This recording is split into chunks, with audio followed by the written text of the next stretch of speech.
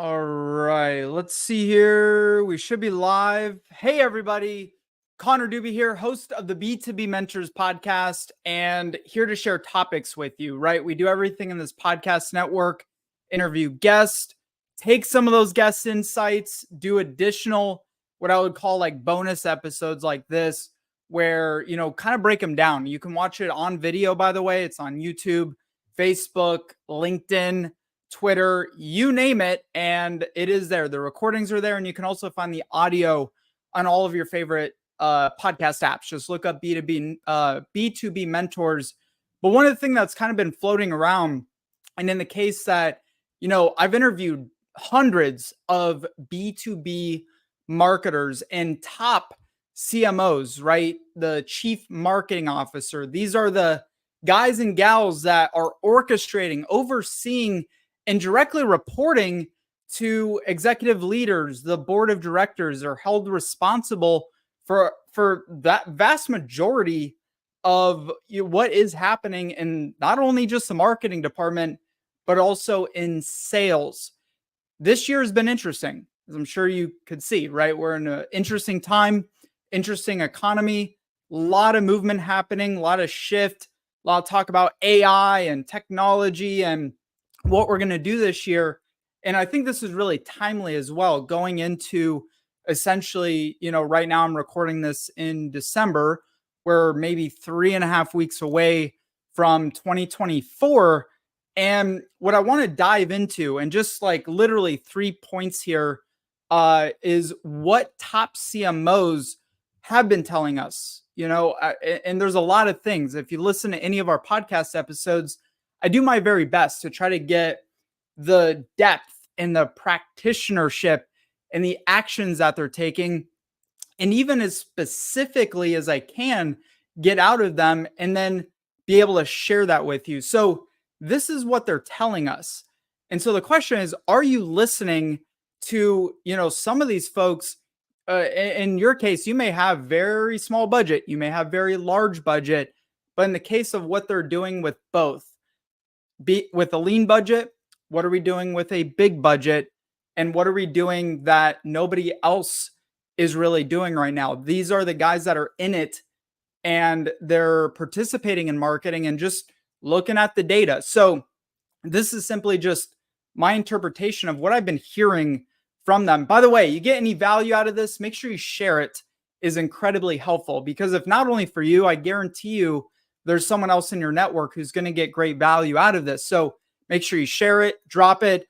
By the way, if you're a video marketing expert, how do you get rid of glare on a whiteboard? If you have a screen in front of you, you've got glare going on, how do you get rid of it? Someone please tell me, okay? I'll pay you money to figure out how to get this set up correctly. And also, hopefully you can hear me. If you have any issues with that, just let me know.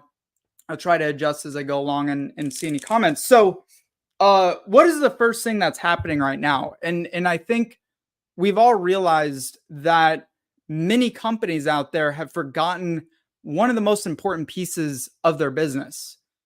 If you can guess what that is their customers.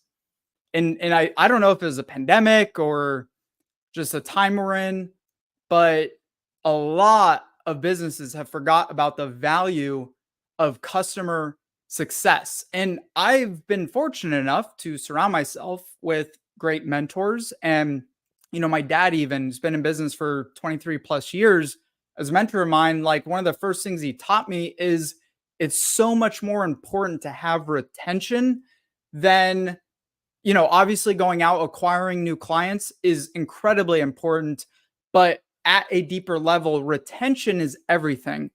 And so that's kind of number one here, is actually what I would call depth, right?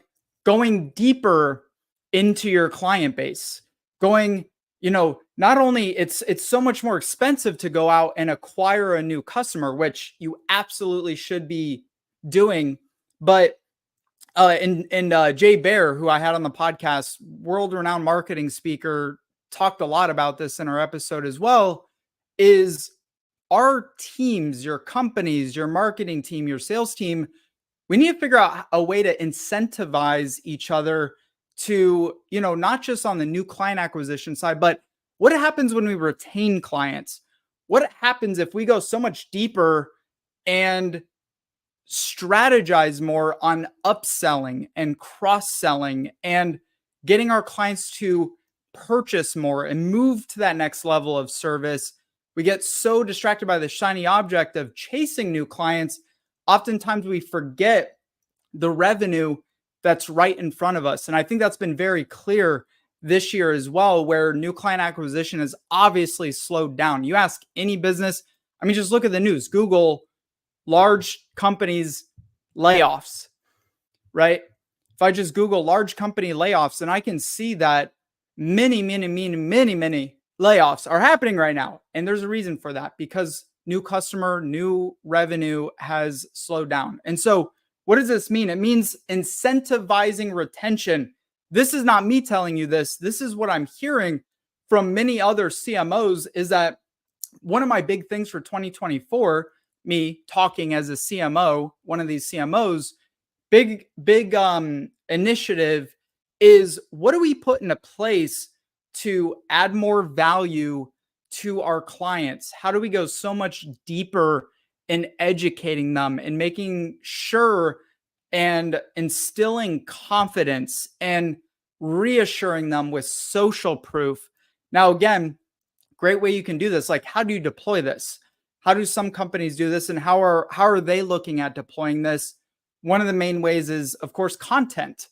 Because if you're taking other clients, interviewing them, getting success stories, getting that out to other clients in your base that maybe are at a different level of service than what those clients are at, and they say, hey, they're getting these results, they're at this tier, we're at this tier.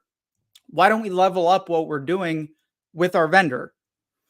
So adding content into, your individual personal brands on your team, your LinkedIn, your website, and a lot of content that we do isn't even public facing. It's getting disseminated right into the hands of our existing clients to continue to reinforce the value of what we're doing, how we're doing it, other things that they can do to be successful outside of just a standard kind of, vendor relationship. And content is currency in that case. It is the core principle that'll allow you to further nurture, go so much deeper with your existing clients. And so, and there's other ways to do it. You can do ads and retargeting. And obviously it's dependent, right? Are you SaaS? Do you have a bunch of free users on a SaaS platform and you're trying to get them to up, to a paid platform? Do you have a community? Do you have, you name it? Is figuring out, how do I get them to, level up and do it in a way that's thoughtful, not just constantly salesy. Because what people are used to is oftentimes a sales rep just reaching out to them, being the one like, hey, how do, hey, you guys are on this program. How about we upgrade you to this program?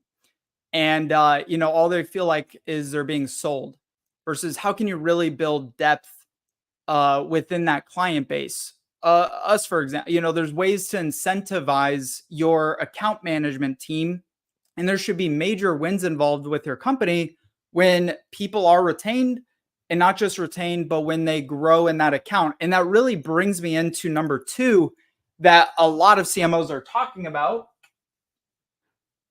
which I have written down. And this is not only just for going deeper with your existing client base and client community, but also going deeper with cold prospects, is building community. And so think of it this way. I'll give you a great example of how I've kind of pursued this over the years. Hosting this podcast, B2B Mentors, I've had a lot of guests. A good number of them are also good prospects for our business or good partners. And I put together these kind of intimate virtual networking, relationship building Q&A with some of the guests that I have on the podcast. And we get together and we just mastermind on marketing, right? That's one way to add value and create a community versus, well, most people, do a podcast and they do it to generate business. They have a guest on their podcast, and then at the end of the episode, they wrap up and say, hey, by the way, thanks for coming on my podcast. These are the products and services that we provide. Are you interested in buying? And then they're like, no, I don't know you. I don't trust you, right? I don't know if I want to do business with you. Timing may not be right.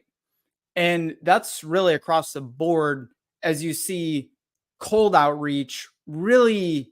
I mean, you get for every 10 people you used to be able to target and reach and hit with cold outreach. That would be like sending cold emails, cold calling, knocking on doors.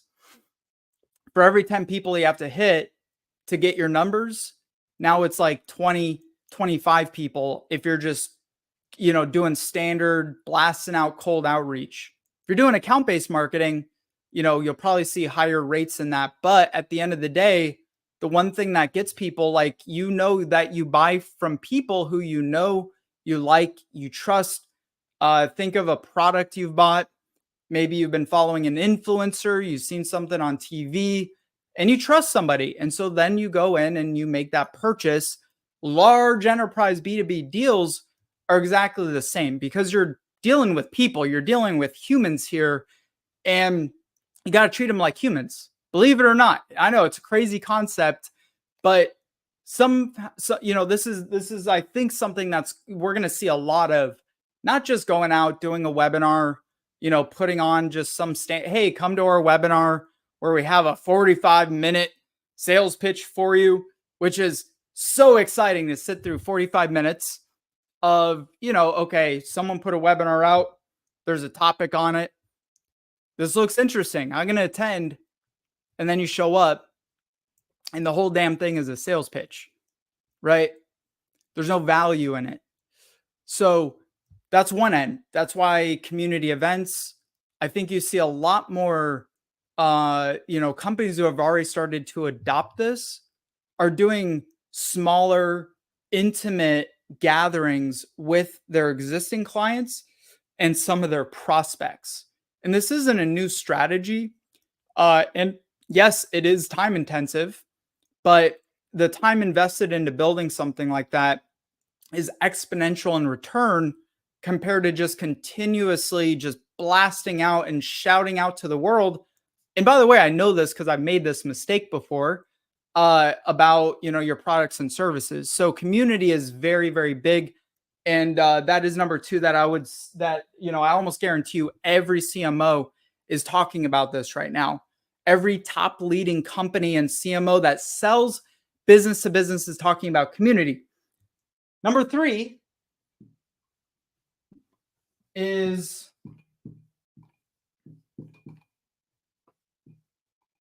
definitely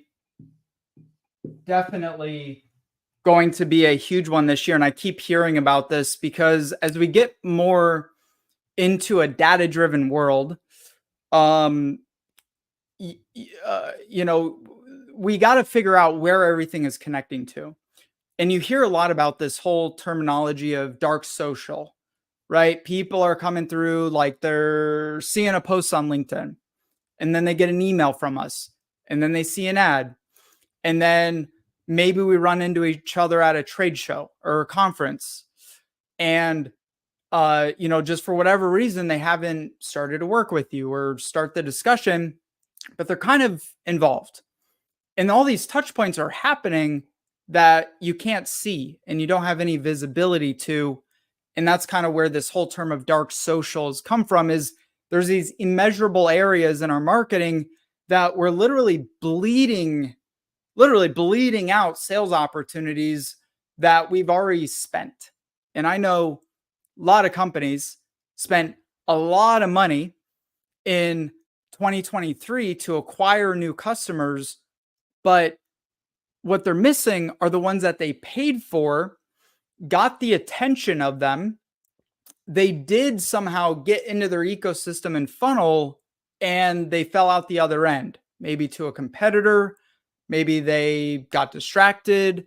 Maybe they just cycled out the other end of the funnel because nobody was there to essentially capture them, convince them, nurture them, and then convert them into a client.